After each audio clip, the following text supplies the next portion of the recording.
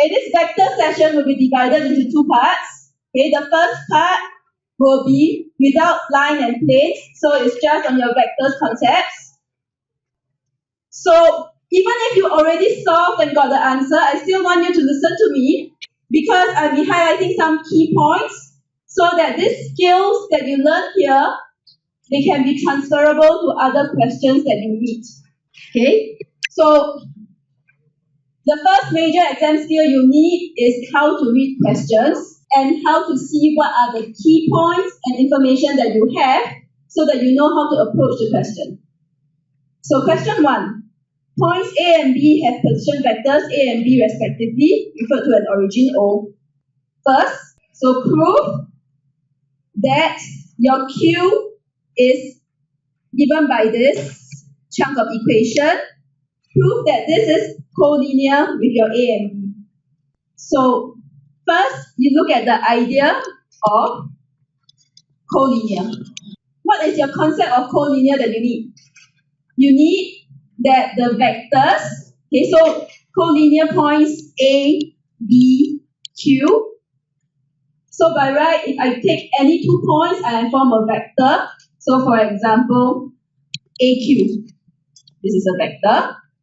What do I need it to be so that it's collinear with B as well? I will need it to be parallel to AB. And the idea of parallel means that vector AQ should be in the form of K times of AB. So this should flash past your head very quickly when you read this question. I have not started solving for it yet. So my proper working starts now. Now that I know I have an equation to work with, I have AQ equals to KAB. So I will want to find the vector AQ. Any vector AQ is given by OQ minus OA. So OQ was given in the question to be lambda A plus 1 minus lambda B. This is my OQ. Then I minus away my OA, which is just like A. Here is where you need to do some manipulation. So when I'm trying to factorize this or expand this or manipulate this, okay, what I will do is to group all my A's together. If I group my A's together, you can see that I have a lambda minus 1 A plus 1 minus lambda B. I'm splitting my vectors according to A and B. Then I know that my aim is to get AB, right? AB looks like B minus A. So let's change the A part to a negative. So it will be negative 1 minus lambda A plus 1 minus lambda B. And here I have the magical part. This will just be 1 minus lambda B minus A, which is 1 minus lambda of the vector AB. So I have shown that AQ is equal to K times of AB. So to show that it's collinear, you need to quote the whole proper phrase. So you need to say that since AQ is parallel to AB, this one you can do with or without the vector on top. Okay, so I can also write it like this. AQ parallel to AB. And what else do I need to state before I can say it's collinear? I need to say explicitly A is a common point. So therefore, use the phrasing that they use. Q is collinear with A and B. So let me just emphasize once more. You have to say that it's parallel, and you have to say that A is a common point. So I could also do this using BQ instead, or QB. There's more than one correct answer. But obviously, I will use AB somewhere. I will not use AQ and BQ. Just making my own life difficult because Q is a more difficult expression. Okay, but it will still work. Move on to the next part of the question. So in the next part of the question, I have a question that says find. So I need to find values of lambda. Okay, what are the tools I'm given to find values of lambda? I'm given the vector A, the vector B, as well as this thing that says the angle is 60 degrees. So anytime you see an angle, it's this idea that in general, A dot B equals to mod A mod B cos theta. Okay, this is a key concept. So what I can do to this is I can put in the angle as 60 degrees. That will give me an equation. So the question says that the angle that you have is between OA and OQ, which means I should be taking OA dot with OQ. This should be equals to mod OA mod OQ cosine 60 degrees. So what else do I know? I know exactly what's OA, so let's put it as numbers. So OA is 110 given to me, dot OQ, you have to use the complicated expression that they gave you. So that will come with a lambda OA plus 1 minus lambda OB.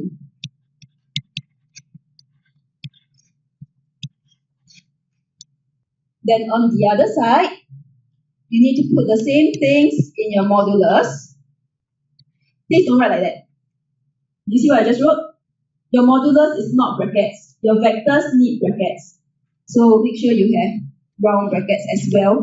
Then modulus lambda 110 plus 1 minus lambda 4 minus 2, 6. And what is cosine 60 degrees? Special angle. Not sure, press calculator. But you should at least know it's a special angle. So this will be exactly half. So you see that in my wonderful equation now, the only unknown I have is my lambda. So there should be some way to solve for lambda. So you just have fun simplifying this. So the first thing I'm going to do is I'm going to take this half and bring it over to the other side. So I have a 2 here. So I leave the 110. And let me simplify this OQ here because it looks very ugly. So there's a 4 minus 3 lambda and a negative 2 plus 3 lambda and 6 minus 6 lambda. So on this side, I'm going to do the modulus, but I'll be referring to what I just wrote on my left-hand side. So 110, when I want to modulus, okay, this is a distance, so it's square root sum of squares. So I should have a square root 1 square plus 1 square plus 0 square, which is a root 2. Then the other one is a square root. This is more complicated, so I'll write down the x square plus y square plus z square. Okay, so I'm going to do my dot product, and I'm going to remove the square root at the same step. Okay, so let me do the dot product first. So my dot product will be 4 minus 3 lambda minus 2 plus 3 lambda. Okay, then the rest of it is 0. And on my other side, I will try to simplify and get rid of the square root. So what happens to the square root here is I will bring it over here, okay, and make it into a square. Get rid of the square root. So on my right hand side, I'm not going to bother writing the square root anymore. So this will be 2. Then I'm going to expand all the squares I see inside here. So 4 minus 3 lambda squared is 16 minus 24 lambda plus 9 lambda squared plus 4 minus 12 lambda plus 9 lambda squared plus 36 minus 72 lambda plus 36 lambda squared. You simplify this, I realize that my 3 lambda and 3 lambda cancels out. So I'm left with a 4 squared here. Then I'm going to take this 2 and bring it down here. So I get a divide by 2. Then on the other side, check out all my lambda squares. Okay, all the lambda squares I have are 9 lambda squared, 9 lambda squared, 36 lambda squared. Add them together, I have a 54 lambda squared. Then all the lambda terms, okay, negative 24, negative 12, negative 72. Put them together, I have a negative 108 lambda. Then the remaining constants, 56. So I have, simplifying, you should be able to simplify this. 9 lambda squared minus 18 lambda plus 8 equals to 0. So it's a 3 lambda minus 2 multiplied by 3 lambda minus 4 equals to 0. Therefore, lambda is 2/3 or 4/3. So that will be just the first question. Okay, it's a lot of arithmetic, okay, algebra manipulation. But the only idea I used so far in the whole thing, the only main idea I used is actually just this black formula here that you have here, A dot B, mod A mod B cos theta. Of course, I've also used the thing that modulus of a vector is square root sum of squares. But it's a similar formula to what you had in coordinate geometry last time. But I give you a point xy and ask you how far is it from the origin. It's the same formula, just with extra z squared. So I don't think this is really JC stuff. If you relate modulus to distance, you should be able to remember this formula. So question 2, read the question. I have a triangle OAB and they said this angle is 90 degrees. When you go back to this black formula over here, when this is 90 degrees, you have a cosine 90 degrees and you know cosine 90 degrees is 0. Which means you have this very important formula that says A dot B equals to 0 if A is perpendicular to B. So look at the 90 degrees and feel happy already because it's 0, there's not so much mathematical manipulation around. Then they also told me something about point C, blah blah blah, but I read on and I see that the first part they asked me to do is show something regarding A and B, and C did not appear here. So I don't need that piece of information on C yet. So how do I show this thing? I have to use OAB equals to 90 degrees. So does that mean A dot B equals to 0? This is where you need to be very careful. When I say it's 90 degrees, it has to be 90 degrees between the two vectors that form the 90 degrees. So when you do this question, you have to start by seeing that it's OAB that is 90 degrees. So if you went to take, this is wrong working, A dot B will be this one dot with this one, A and B. They do not form 90 degrees. So this angle is not 90 degrees. They did not tell me this is 90 degrees. So this is not equals to 0. This is not the equation I want to use. So you have to use OA dot with AB. It is vector AB, it is not vector OB. So since my answer is in terms of small a, small b, change everything to small a, small b. So A dot B minus A equals to 0. So I have A dot B minus A dot A equals to 0. What do I know about A dot A? So going back to just now the black formula, okay, the A dot A is mod A cosine 0 degrees. Cosine 0 degrees works out to be 1. So your answer will just be mod A squared. So I'm not introducing this as a new formula. Even the A dot B equals to 0 is not a new formula. It comes from the formula A dot B equals to mod A mod B cos theta. So this is A dot B minus mod A squared equals to 0, which means, of course, A dot B is equals to mod A squared. So the next part of the question says find C. So I need the position vector of C. So I go back read the question. They told me something nice about C. They told me this. AC equals to 2/3 CD.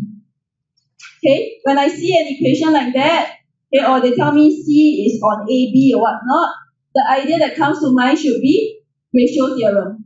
Okay, what does ratio theorem say? You need to first accompany your ratio theorem with a diagram, straight line, A, B. Then they told me that my AC is 2/3 CB, right? So C should be nearer to A or nearer to B. So if I look at it, this implies that AC over CB is 2:3. Then it might be easier to look at it without the vectors. Okay, but if you want to put as a fraction form, please don't write the vector notation anymore. As a fraction, it can only be lengths. So AC to CB is 2:3, which means AC should be shorter. So what your ratio theorem tells you is, if I have a point O out here, and I want to get C, your vector C will be equals to 3 times of which one? A or B? A, right? Okay, so the thing about ratio theorem is there's a cross somewhere, if you remember the cross. So in the ratio theorem, if you take this 3, you have to take the opposite length, which is your OA. So it's 3A plus 2B. Then you need to divide the whole thing by 5. So this is actually already the solution. This is my OC, okay, or my C. But this is using ratio theorem. Okay? So I'm going to introduce you another method.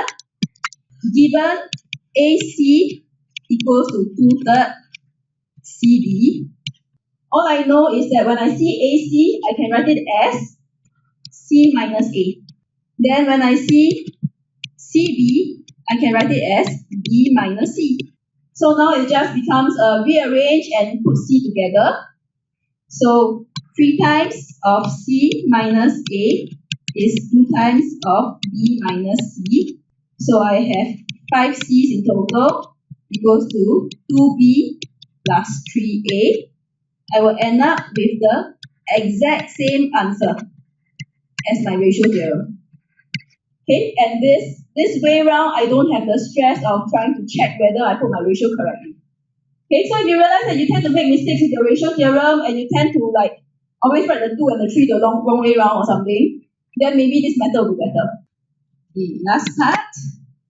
Okay, so find, given that the lengths are 3 units, 5 units, okay, what do I need to find? I need to find length of projection of C onto B. Okay, so of C onto B. So the concept I need to cover here is what is a length of projection. A length of projection of C onto B means C is your object. Onto B means onto the screen. So you project the object C onto the screen, which usually we draw flat. Okay, so we draw B flat this way.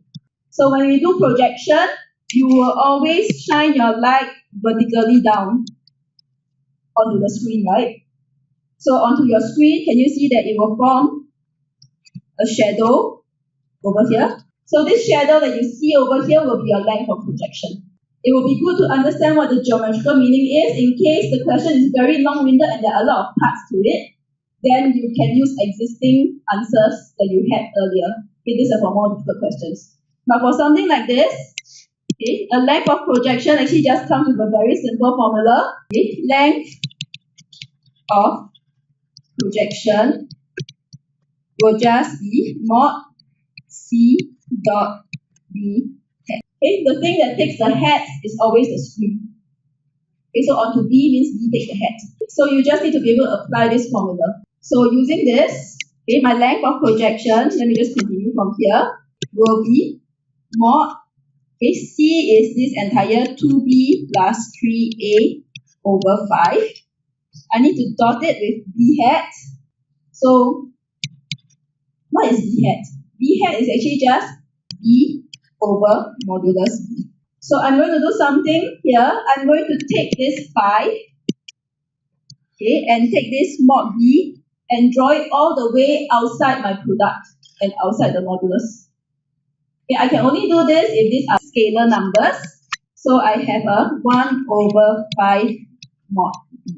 Then inside my modulus is my 2b plus 3a dot.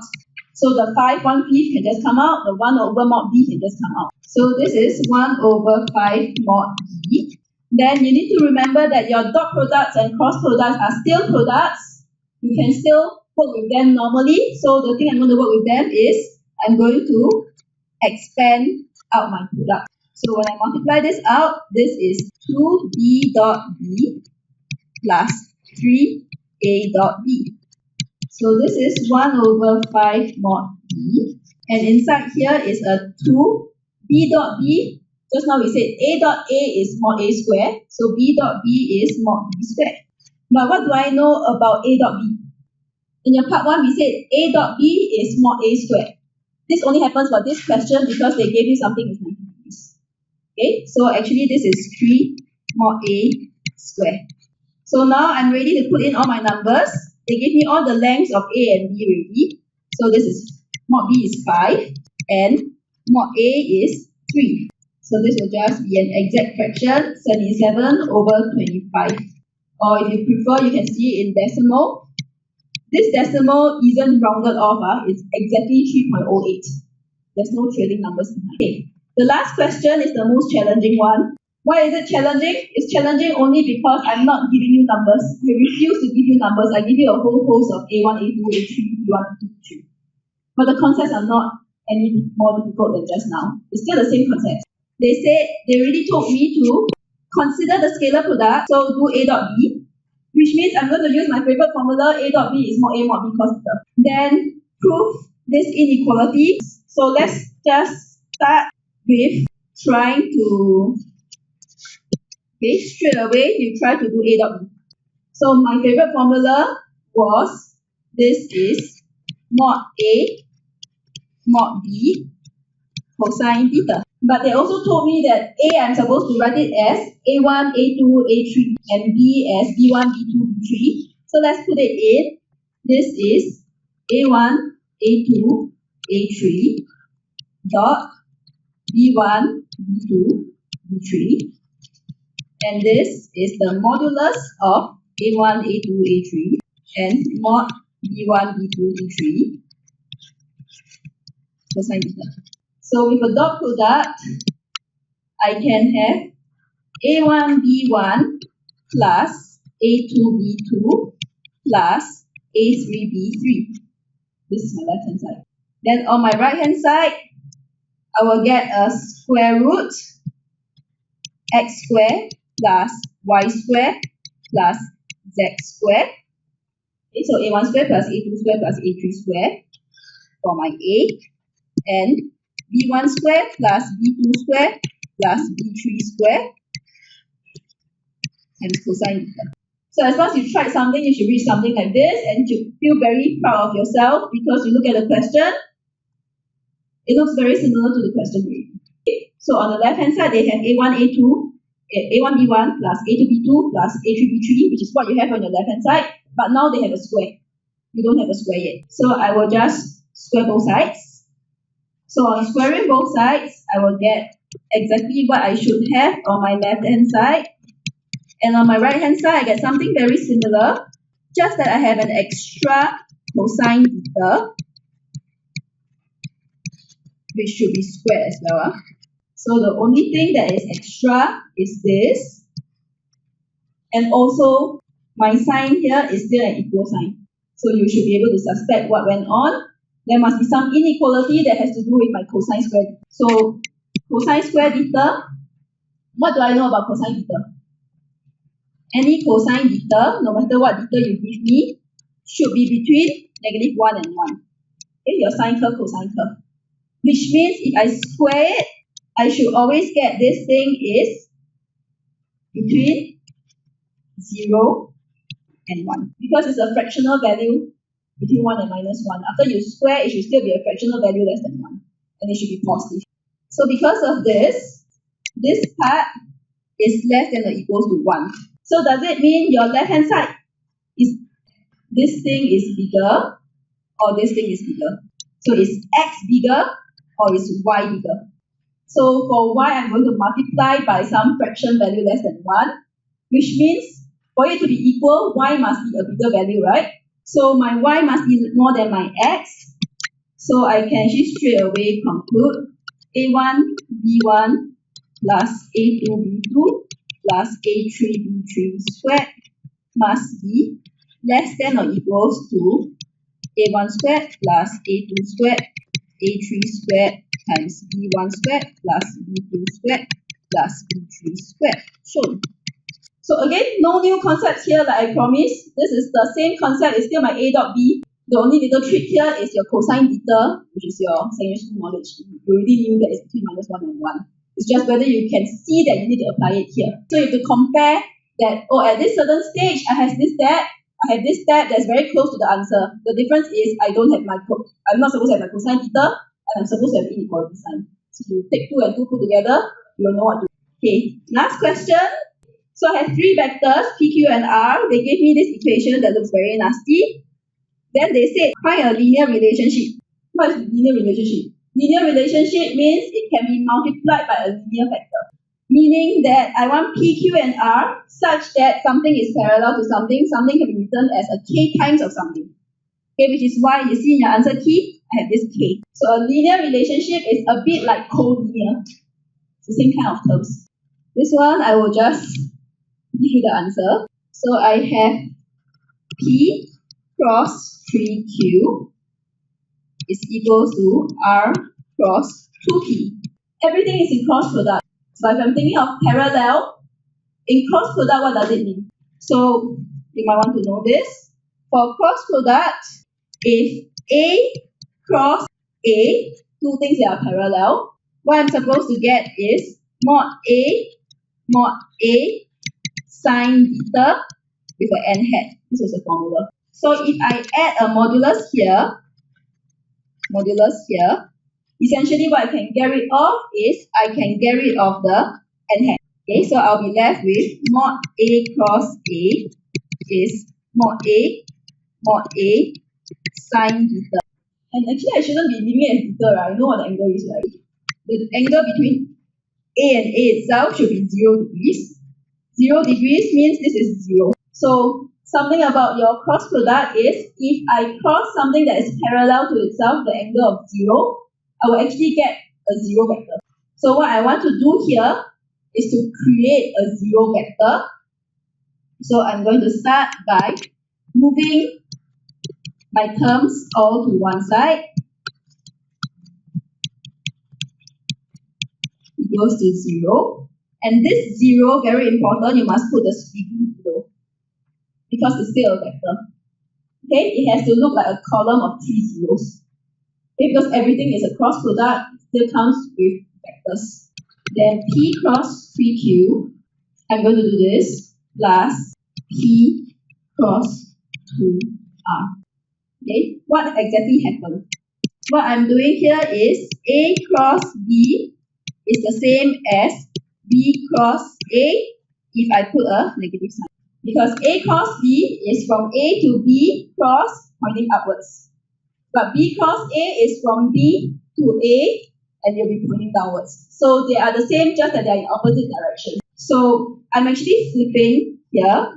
I'm actually taking the 2 and leaving it there. Okay, I'm putting it next to the R instead. I can also shift my scalar multiples around. So why am I bothering to do this? Because I like to see my P here and my P here by itself. Then I can actually take my P out and put everything else in the bracket. So inside my bracket will be 3Q plus 2R. You're actually more used to the other way around when I give you this P cross 3Q plus 2R and then you expand out. So once I have this means that P is parallel to 3Q plus 2R, which means I can write P as K times of 3Q plus 2R. So this is really a rather difficult question to think of when you are thrown in this in the exam. But once you have seen it once, I hope you can apply it next time you see a similar question. Okay, so let me recap. The key concepts you need here is actually that if I have a A cross B equals to 0, it means that A is parallel to B. So that was why I was manipulating all around like that. I was trying to have this equals to a 0 vector.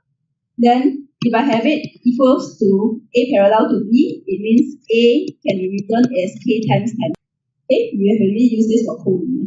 Okay, that's all I have. We will move on to the next 3 questions. Okay, Miss Yen will take over. Alright, I think I'm going to start on question 4, 5, and 6. Okay, let's look at question 4 also. First of all, let's read the question. You are given a line L1 which passes through a point A with position vector like this.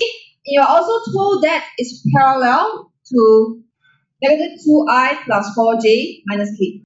And you are given another line, but this time is the Cartesian equation. Question part 1 says that now you have to show that the two lines intersect. Okay, take note that there are 2 parts for this question. First one, you're going to show that the 2 lines intersect. Secondly, then you find the coordinates of the point of intersection. Okay, so first of all, we have to write the equations of L1 and L2. Okay, L1 equation, you know a point, you know the direction, you can write down the vector equation immediately. But for L2, you are not given the vector equation, you are given a Cartesian equation. So this is the first skill you need to know. Okay, how to convert Cartesian equation to the vector equation of a line. So you are given this x minus 1 divided by 2 equals to y equals to z plus 3. How do you convert this to the vector equation? You must write it in the standard form first. X minus 1 over 2 equals to y minus 0 over 1 equals to z minus negative 3 over 1. So in this case, 1, 0, negative 3 will give you the point, while 2, 1, 1 will give you the direction. So you will have L2. Take note of something. For 2 different lines, you must use different. Okay, for these 2 different lines, one is lambda, the other is mu. You cannot use the same parameter here. Okay, you are talking about 2 different lines, so you must use different parameters. Okay, to show that the 2 lines intersect, you always check first whether they're parallel or not. Okay, so in this case, you take the direction vector. Negative 2 for negative 1 obviously cannot be written as the multiple of 2, 1, 1. So you conclude that L1 is not parallel to L2. Okay, and then you want to find the point of intersection, right? You want to check whether there is a point of intersection. So you basically solve simultaneous equation. Right? You have L1 and L2. If there's a point of intersection, then your R and your R must be the same. Okay, so you equate the 2 equations. So you equate this, you'll have 3 equations, simultaneous equations in this case. You can rearrange them nicely. So 2 lambda plus 2 mu equals to 2, 4 lambda minus mu equals to 0, and lambda plus mu equals to 1. So that you can use your G, rearrange nicely so that the next step you can say by GC. Okay, so by GC you find out the value for lambda and mu. In this case, we find the solution for this equation means that there is a point of intersection. In case GC gives you no solution, then it means that the 2 lines are actually skew lines. So in case the question asks you to prove that the 2 lines are skew lines, you still go for the solving process and then you find no solution. So once you find out the solution, just use either lambda or mu, you can find the coordinate. Okay, so L1 and L2 intersect and the coordinates. You take note that the question asks you for the coordinates. So I write it down in this horizontal way instead of writing down like a vector. Right? So part 1 is the first key concept that we want to cover. Find point of intersection between 2 lines. Okay, let's move on to part 2 now. Part 2, the question is asking for the acute angle between the 2 lines.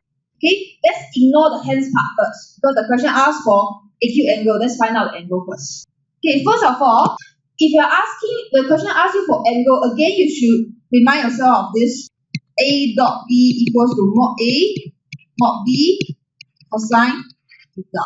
So basically in this case, you are trying to find theta, right? So theta is cosine inverse of A dot B over mod A. First of all, you should remind yourself of this formula. Then for this question, your A and B will be the directions of the L1 and L2. So okay, the angle theta equals to cosine inverse the direction of L1 -2, 4, -1 dot 2, 1, 1 okay, over the modulus. Okay, but do take note of one thing. The question asks for acute angle. So in this case, I'm going to mod the top part, just to ensure that the theta I got is going to be the acute angle. Okay, you don't do this when the question is talking about the angle between vectors. But this question is about acute angle between lines. Okay, to ensure that it's acute, you put the modulus. So I think you should be quite familiar with calculating the dot product. Now, modulus -4 plus 4 minus 1. And Horton is computing the modulus, which is the distance. So you leave it to 1 dp for angle.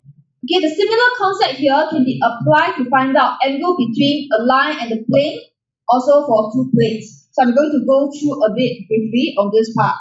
Okay, if the question asks you about angle between a line and a plane, if you are given a line and a plane and the question asks you for the angle between them, suppose this is theta. In this case, you are going to make use of the normal of the plane together with the direction of the line. So in this case, we'll be looking at this angle first. Okay, I call it alpha. So you can get alpha equals to cosine inverse modulus of d dot n mod d mod n. And then from there you get theta equals to 90 degrees minus alpha, okay, which is 90 degrees minus this cosine inverse. Or else, this one is equal to sine inverse of mod d dot n. Okay? Either you find out alpha first, then you use 90 degrees minus alpha. Or if you want to find out theta directly, then you have to use sine inverse instead of cosine inverse. I think it's important to know both ways. Okay, sometimes questions can ask for either one. And then, if you are given two planes, this one is going to be a bit difficult to draw. Okay, but if the question is asking about two planes, acute angle between the two planes is equal to the angle between the two normals. So if you have about two planes, the angle between two planes equal to the angle between two normals. Okay? So in case you are trying to find the angle between two planes, then you are going to use, okay, let's say this thing is the theta. It's a bit difficult to draw. So theta equals to cosine inverse of n1 dot n2, okay, the two normals over mod n1 mod n2. So basically, you can see that as long as you are looking for angle, it's always the same formula. It's always the one, the A dot B equals to mod A mod B cosine theta. You just try to use it in different contexts. Right? Then we move on with the question. We only finished one part. Okay, we haven't touched on the hence. The question say hence or otherwise. Usually if the question say hence or otherwise, okay, hence is the better option. Otherwise, might be possible, but it will be very complicated usually. Okay, so hence, find the shortest distance between A and the line of. In this case, let's try to draw some diagrams to help. Okay, I have L2 and I have L1. A is the point on L1, and I just found out that the angle between them is 84.8889. Okay, I try to use more SF because it's a hence question. And now I want to find out the shortest distance. That means I want to find this distance. And do take note of one thing. In part 1, we already find out the point of intersection. Okay, don't forget what you have already found out. So this point of intersection has coordinate 13 over 5, okay, 4 over 5, and negative 11 over 5. So this is what we already know. How do we use hence in this case? I think you can zoom in into the right angle triangle here. Right, this is a right angle triangle, which you can find out the hypotenuse, which is the distance between two given points. And then you can use trigonometry to find out the shortest distance. Okay, I let this point, maybe the point of intersection, okay, I let it be, say I give it a name like E. So you can find out the distance of AE first. It will be modulus of point A is, point E is this one, minus this. Okay, first of all, you calculate the distance between the 2 points, okay, which is the modulus. And then you can see that this shortest distance is basically AE times sine 84.8. I didn't work out the AE here because anyway, I just want the shortest distance. So once you work out this, you're going to get 0.913.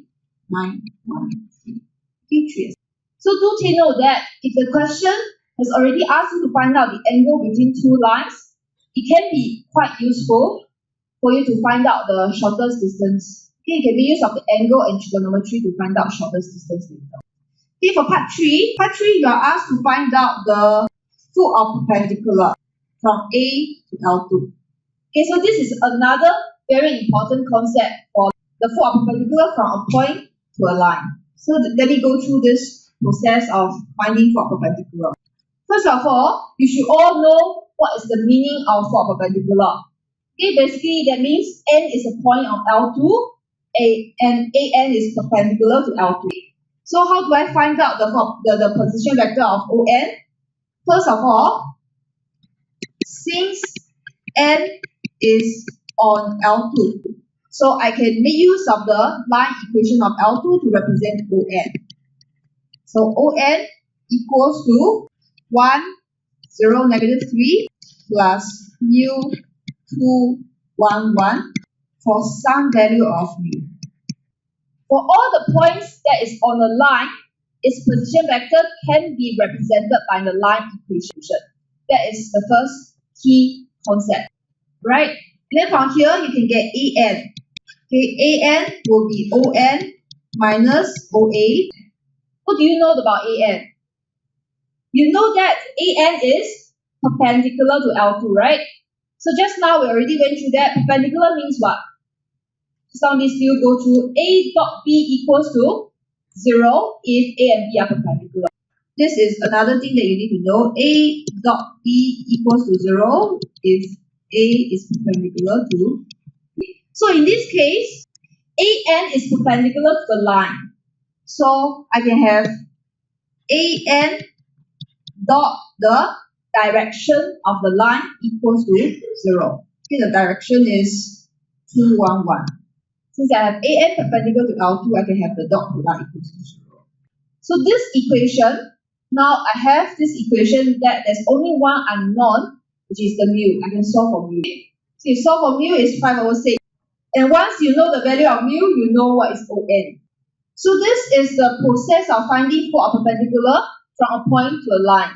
You need to remember, first of all, it is always representing the point using the line equation. Okay, this is your step 1. And once you have a representation of the point, the foot of perpendicular, okay, you can go and find out what is AN. So this is like step 2. And then you make use of the perpendicular. AN is perpendicular. That will give you an equation. You can solve for your mu and you find out ON. So there are basically 3 steps here. Okay, let's move on. The question says that then find the point D lies on AN produced and is such that N is the midpoint of AB. Hence, find out the position vector of B. Okay, you can try to visualize by drawing the diagram again. So if I go back to this diagram, okay, B lies on AN produced means that you now extend AN and B is somewhere here such that N must be the midpoint, which means that your AN equals to EN. So in this case, basically you know that N is the midpoint. So you can make use of the ratio theorem again. In this case, it's a special case. We call it midpoint theorem. So since N is the midpoint of AB, we'll have ON equals to OA plus OB divided by 2. Okay, so this is a special case for ratio theorem, midpoint. So your OB will be twice of ON minus OA. Okay, it's just a simple manipulation. You know what is ON, you know what is OA, you can compute for OB. There's another name for this point B. This question went one round to describe what is point B, but in another question, point B in this case is also called the point of reflection. So the question can also don't describe the whole thing about point B. They can just say that please find the point of reflection of A in L2. You should know that it's talking about the same thing. Okay, so take note there's a mistake just now. Okay, the last coordinate is -7/3. So that is question 4. Okay, so there's a typo here. Look at question 5. Question 4 is all about points and lines. Now we add on, okay, now there's planes here. So pi contains the origin and is parallel to two vectors. So first of all, we definitely want to get the vector equation for the plane first. Okay, you know that it's parallel to two vectors. You can cross these two vectors to get the normal. Let me do the cross product here again if you forgot how to do cross product. You cover the first line, then you get 0 minus 2. Okay, you cross 0. Then you cover the middle line, you have 0 minus 1. Then you cover for the last coordinates, you cover the last line, you get -2 minus 0. So from here you get the normal for the plane. And you know that this plane contains origin, so you can write down r dot -2, 1, -2 equals to 0. Okay, it's always very important to get the scalar product equation for the plane. It's the most useful form of equation for plane. And this question then asks for, they give you a point. Okay, there's a point here. And the question is asking for the point of reflection. How do you find point of reflection? You have to go through foot of perpendicular first. Okay, the question can ask for point of reflection directly, but you need to know that you have to go through the point of the foot of perpendicular first.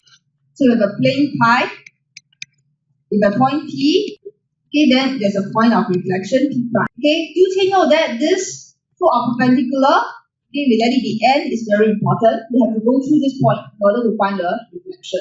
Because it's point of reflection, so it's the midpoint. Now we'll go through how to find out the foot of perpendicular from a point to a plane. First of all, this n is on the line Pn. Definitely, right? N is on the line Pn. So let's try to find out the line equation for Pn. Here we know one point on the plane, which is the point P. Okay, the point P is 3, 1, 2. And we do know about the direction of the line because it's perpendicular to normal, which is basically parallel to the normal of the plane. Okay, so in this case it's -2, 1. Okay, so the direction of the line is -2, 1. Okay. What's the point of finding out the line equation? Okay, I mentioned just now, if you know that the point is on the line, then the position vector of the point can be represented using the line equation. So 3, 1, 2 plus lambda, -2, 1, -2 for some value of lambda. Okay, so you do have a expression for ON. And then you know that n is a point on the plane pi. So since n is a point on plane pi, ON should satisfy the plane equation. So ON dot the normal -2, 1, -2 should equal to 0. And from here we can solve for lambda. Okay, this kind of linear equation you should be able to solve it easily. So I just skip the answer. Okay, the answer is lambda equals to 1. So once you have lambda equals to 1, you have ON. So let me go through this again. How to find out the foot of perpendicular from a point to a plane. First of all, you should form the line equation of the line passing through the point and the foot of perpendicular. And based on that, you can write down the expression for ON. And once you have this expression for ON, you may use of the fact that n is a point on the plane. So you must satisfy the plane equation. That will give you an equation which you can solve for ON.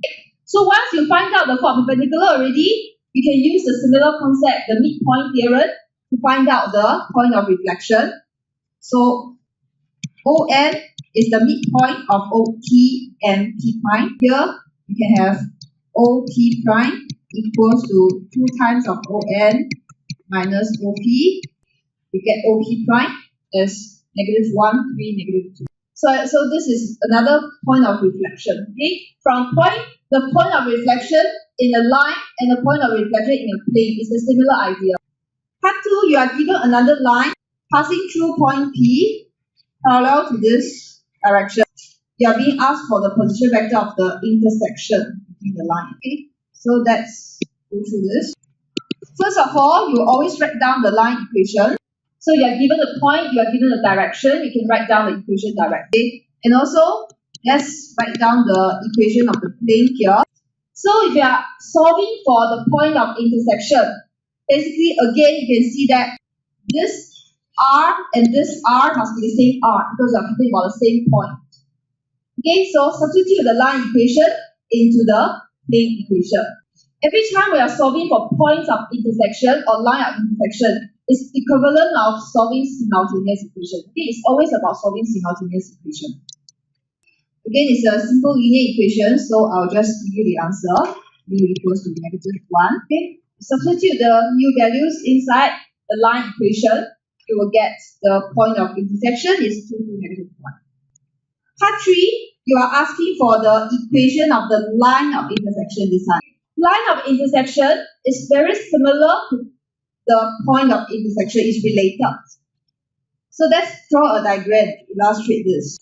Okay, the plane here, plane pi, you have a line L. The point of intersection has already been found out in the previous part, 2 to -1.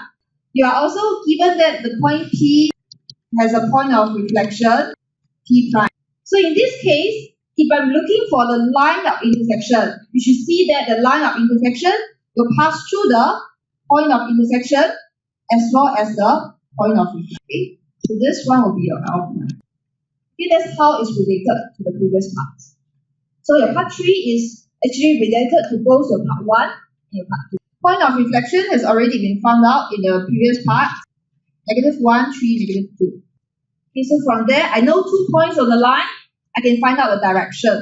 So let's have -1, 3, -2 minus 2, 2, -1. Okay, this will give you the direction of the line and just take any point. Okay, take note of that the line equation is not unique, which means, right, this point, you can use the point of intersection. You can also use the point P prime. It is up to you. They both are correct. So the line equation is not unique. For vector, right, the questions regarding line and plane, it's very important to draw some diagrams. Learn the right way to draw diagrams to help yourself visualize. So let's move on to the last question. You are given, first of all, there's a line again, passing through a point with given position vector. You are also given that the line is parallel to a vector, which means that now you know the line equation. And you are given the plane with equation like this. This is the Cartesian equation for the plane. First part, show that L is perpendicular to P1. And hence find the coordinate for a perpendicular from A to P1. So you are given a plane, you are given a line equation, you can write down. A plane equation, plane is P1. Okay, you might want to change that to R dot 1, 2, -3 equals to 4. That means you change from Cartesian form to scalar product form. That should be really easy because your R is x, y, z. Okay, basically your R here is the x, y, z. So how do you show that the line is perpendicular to the plane? You look at the direction of the line, you look at the normal of the plane. What do you realize? They are actually parallel, right? You can see that -1, -2, 3, is the negative of 1, 2, negative 3. So the line is actually parallel to the normal of the plane. Okay, if the line is parallel to the normal, of course, it's perpendicular. And the question says, hence, let's find the foot of perpendicular. You can see that A is here. A is a point on the L1. Foot of perpendicular is N. Okay, because your L1 now is perpendicular to the plane. So basically, your foot of perpendicular is just the point of intersection between L1 and T1. So in this case, I'm basically finding out the point of intersection between L1 and T1. So I use the substitution. I substitute the line equation 4, 5, negative 6 plus lambda negative 1, negative 2, 3. Okay, I substitute that into the plane equation. Okay, that will give me the point of intersection. In this case, it's just the foot of perpendicular. This equation, you should find that lambda equals to 2. Therefore, the position vector of the foot of perpendicular, you can substitute lambda inside, you can find that it's 2, 1. If the question asks for position vector or asks for the coordinate. Okay, the question asks for coordinate. Okay, so that's why I can write it as coordinate. So I write maybe the coordinate. So you can see that there's a difference between the position vector and coordinates. Okay? The representation looks slightly different. Part 2. Now you are given another line, which again is Cartesian form. And the question asks you to show, given that T2 is now parallel to L1 and contains L2, show that the equation of P2 is like this. And then comment on the relationship between L1 and L2. Okay, so let's find out the equation for P2 first. If you are given that a plane is parallel to two directions, in this case, because it's parallel to L1, it contains L2 means definitely parallel to L2.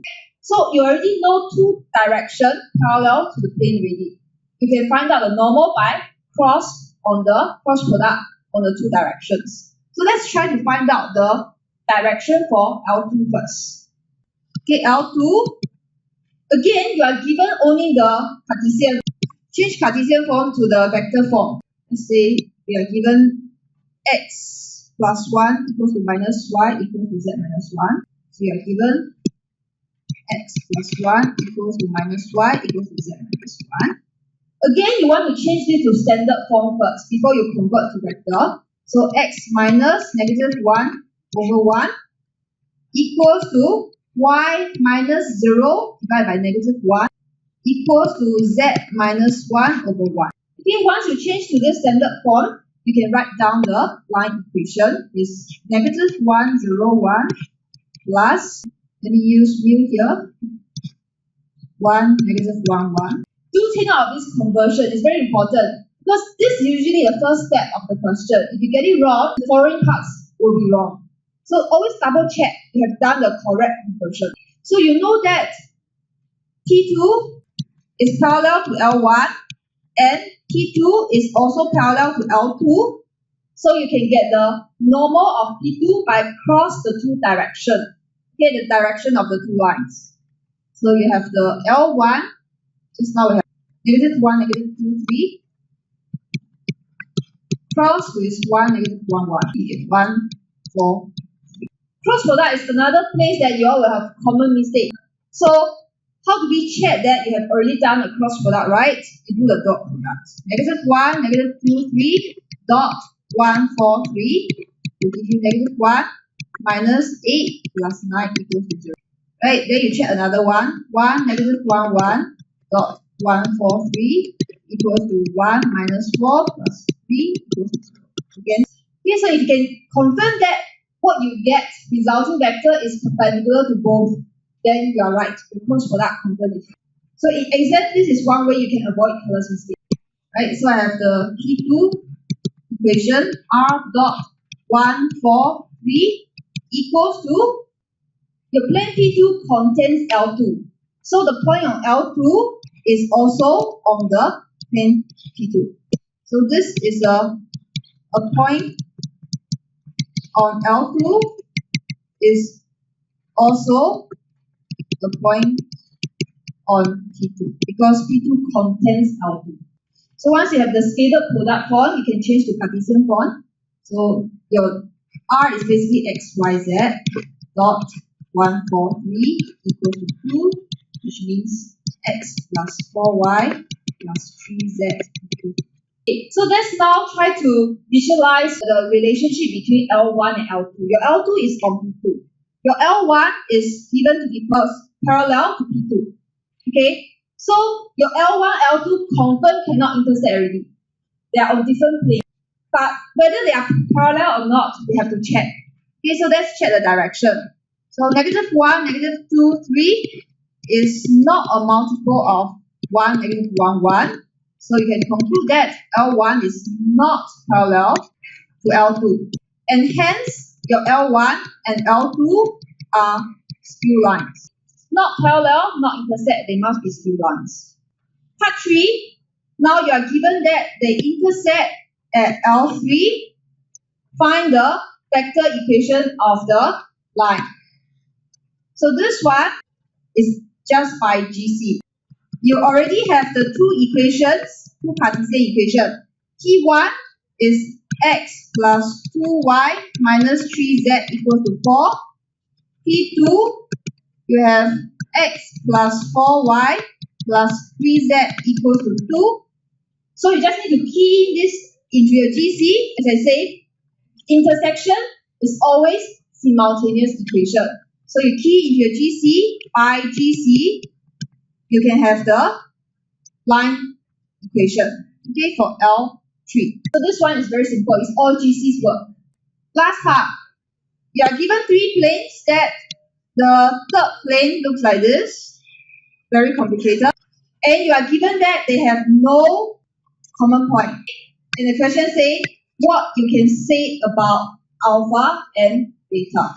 First of all, the P3 looks so complicated that I think the first job is to rewrite your P3 in a nice form. So that is why I think I group all the terms with x together, group all the terms with y together, all the terms with z together, and the constant, you leave it on the other side. And then you can write down the scalar product form, r dot 1 minus 2 alpha, negative 2 minus 2 alpha, 7 plus alpha, equals to alpha plus beta. You want to write it in a nice form first. Part 3, we already get the line of intersection. Okay, L3 is the line of intersection between P1 and P2. So if the three planes has no common point, you can safely conclude that your L3 must be parallel to P3. No intersection. There's no common point. So in this case, I know that L3 is parallel to P3. And it cannot be on P3 because there's no common point at all. So if your L3 is parallel to P3, then the next thing I can do is, it must be perpendicular to the normal. So I will have the normal, 1 minus 2 alpha, negative 2 minus 2 alpha, 7 plus alpha, dot the direction of the L3 must give me a 0. This one is because L3 is parallel to P3. And from here, I can solve for alpha. Alpha equal to 2. But this is not enough. As I say, L3 is parallel to P3, but it cannot line on P3. So if L3 cannot line on P3, what does it mean? It means that if I take a point on L3, this point is not on P3. So in that case, I just take the point on L3 that I've already found out in the previous part, the 6, negative 1, 0. It is not on P3 means that if I dot this with the normal, it shouldn't satisfy the plane equation. Okay, not on the plane means that it does not satisfy the equation. And in this case, you already know that your alpha equal to 2, right? So I think you probably want to simplify the whole thing. Alpha equal to 2, you have negative 3, negative 6, and 9 not equal to 2 plus. You conclude that, then your beta cannot be negative 14. And that is why the question never asks you for the value of alpha and beta. The question never says find the value of alpha and beta, right? Because you cannot find the value of beta. You can only say something about the value. You can take the hint from the question. If you look at the question, every time you see the question ask you, what can we say about the value? It means most likely, for some of the values, you cannot find it out. But you do have some comment on it. So that should be all for vectors. We have revised everything about points of intersection, 1 point and 1 plane intersection, 2 plane intersection, 3 plane intersection, and 4 perpendiculars. So that should be all the main concepts.